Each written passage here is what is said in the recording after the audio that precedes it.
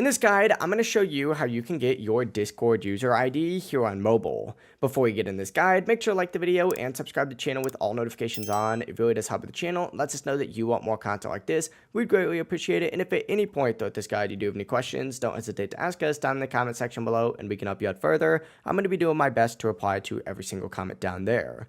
But begin by opening up the Discord app on your iPhone or your Android device. And to make this work, you are going to need to enable developer mode. To do this, go ahead and swipe to the left and tap U down in the bottom right corner. And from here, you're going to want to tap the gear icon up in the top right to open up your settings. Scroll all the way down and you're going to see an option for advanced. Go ahead and select that. And from here, just take on this developer mode section.